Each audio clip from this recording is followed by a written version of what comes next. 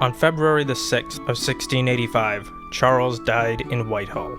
Though there is some indication that he converted to Catholicism on his deathbed, this is not known for certain. Though this was not immediately an issue at the time, it would relate to much more serious trouble to come. Though Charles was extremely prolific at producing children, he had no legitimate heir, so he was succeeded by his brother James. James II and VII ascended the throne in what seemed to be a joyous and peaceful coronation, enjoying general public support and the support of Parliament. Yet, shortly into his reign, he faced two simultaneous revolts, one in England, led by his nephew the Duke of Monmouth, and one in Scotland, led by the Earl of Argyll. Something quite notable is that both of these revolts were staged from the same place, Holland, where his son-in-law, William of Orange, did nothing to stop them. The rebellions were ultimately put down, although this made James more cautious, and he took preparations to avert any in the future. He starts building a standing army. There is great public opposition to this, as the idea of a standing army in peacetime was quite alien to England. But perhaps what drew even more ire was his decision to allow Catholics to occupy senior officer roles. And it didn't stop simply with the military. He began to allow Catholics to occupy the most senior offices throughout the kingdom, and this only drew more ire and suspicion from the largely Protestant population and Parliament. It quickly went beyond this, and he began to show a favoritism toward Catholicism. He sent papers written by his brother arguing for Catholicism over Anglicanism to the Archbishop of Canterbury, challenging that he refute the arguments. He placed more and more Catholics in the highest offices of his kingdoms, removing Anglicans from the positions, and this all began to really boil up in the Protestant country. And in 1687 he issued the Declaration of Indulgence, which was in effect a change in the legal codes showing tolerance to Catholics. And by June of 1688, a group of Protestant nobles had decided that they had had enough of this king. They invited William of Orange to invade and seize the throne. Many of the most powerful figures in Britain defected to the Dutch prince, and faced with the invading army, James fled to France. A convention of Parliament deemed that James had abdicated the throne. James would return with an army backed by French support, and begin his fight to retake the throne from Ireland. Yet his cause would ultimately be in vain. His daughter Mary would become Queen Mary II of England, Scotland, and Ireland, and her husband, William of Orange, would become co-monarch and king. Britain was now effectively in a personal union with the Dutch. After nearly a century of warring with the Dutch, an Orange prince now sat on the throne. This was to be the end of centuries of British monarchy. And as the new financial class was rising, drawing the British Isles to Amsterdam, the Dutch stadtholder reigned as king. This was an entirely new Great Britain.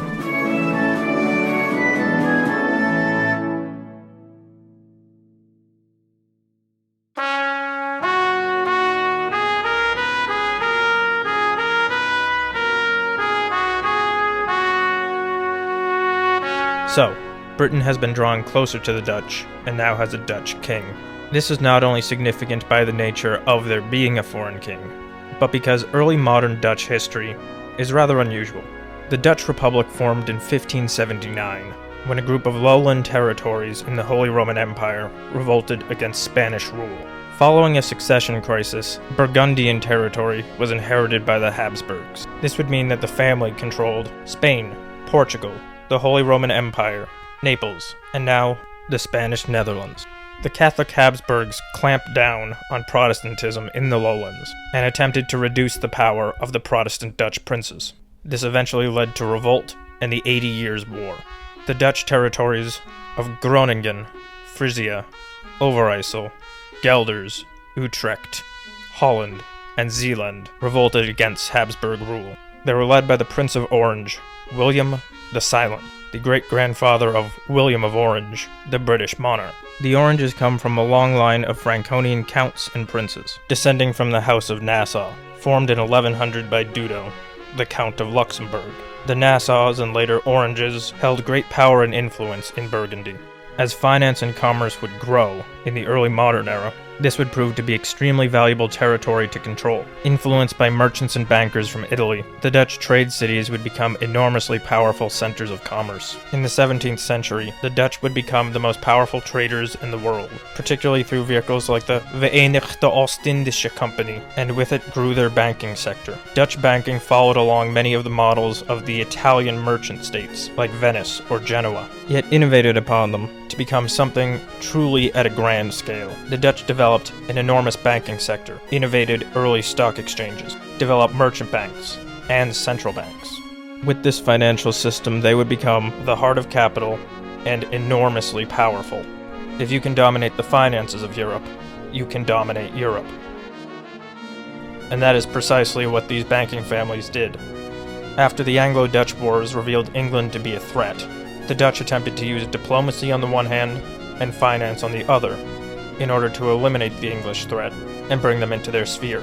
The Glorious Revolution provided the perfect opportunity to do so. With an Orange Prince on the throne, the Dutch moved into London, and the city of London would begin to become a sort of second Amsterdam. Following on developments like King Charles' use of tally sticks to finance national debt, the market for sovereign debt in England began to expand rapidly, and the Dutch financiers would become one of the main funders of the British state. As the British would develop trade companies of their own, the Dutch would become major financiers and shareholders of these companies. Dutch financiers would become major owners of Britain, as a Dutch prince would become their king. The development of the Dutch Wisselbanken enabled international trade at a level that had not existed prior. The use of infinite chains of endorsement from one bank to another allowed for commerce to easily flow around the world. And with Amsterdam at the center of it all, the Dutch would begin an early form of forex trading, making them not only quite wealthy, but giving them some degree of control over the currencies of other nations, a practice which would be introduced to London by the financiers of Amsterdam. Following the Glorious Revolution, the Dutch came to see the English as a safely controlled ally, and the Dutch financiers made their way into London, bringing English merchants and financiers into their sphere, greatly developing the commercial, credit, and insurance industries of London, industries which would become one of its main staples. By the late 17th century, London and Amsterdam had become tightly bound together, and the lands of the Plantagenet, Tudor, and Stuart kings was now the property of bankers in Amsterdam and London.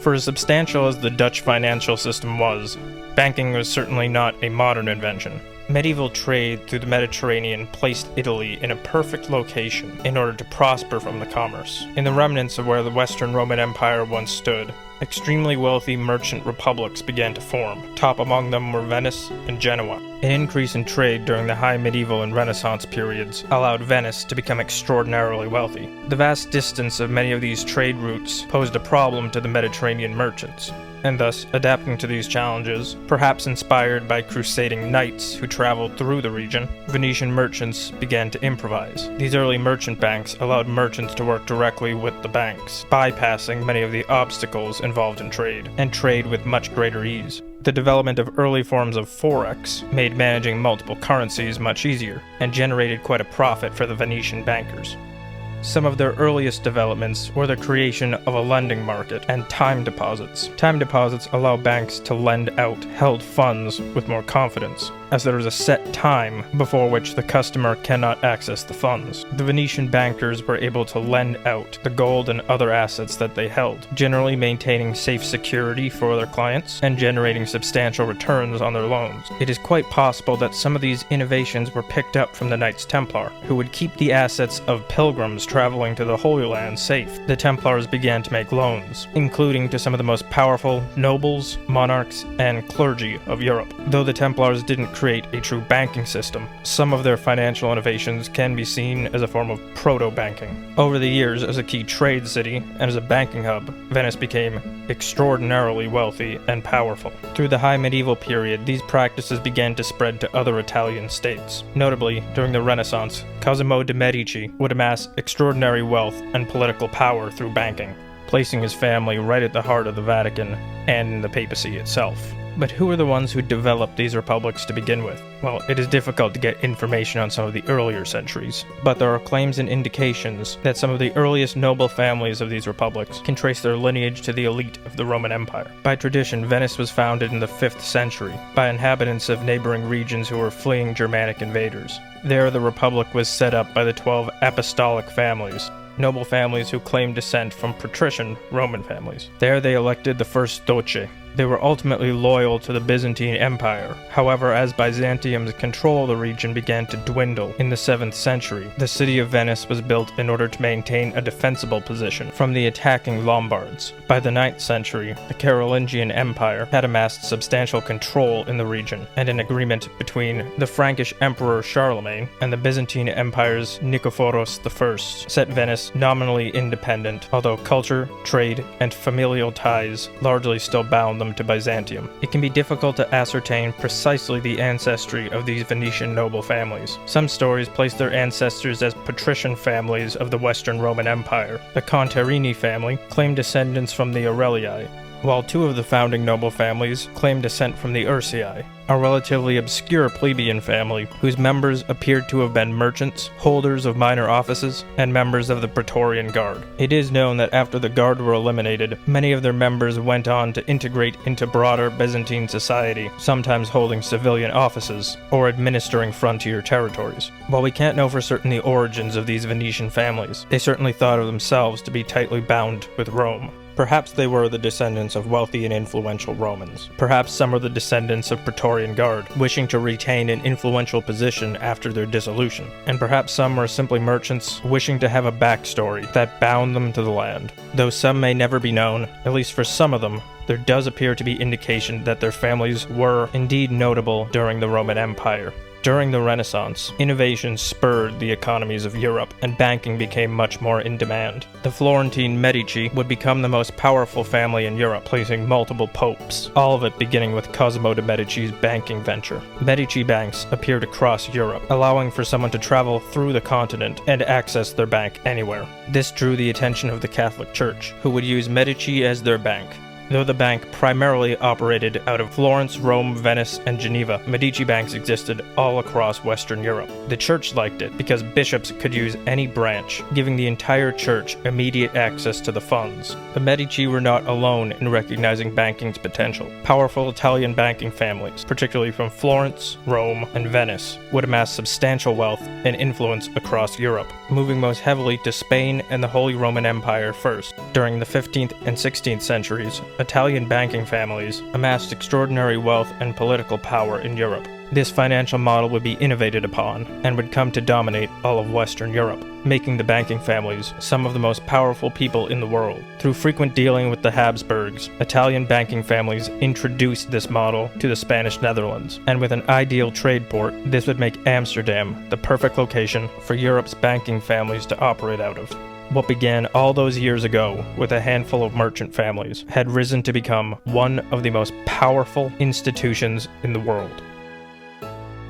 And this was only the beginning.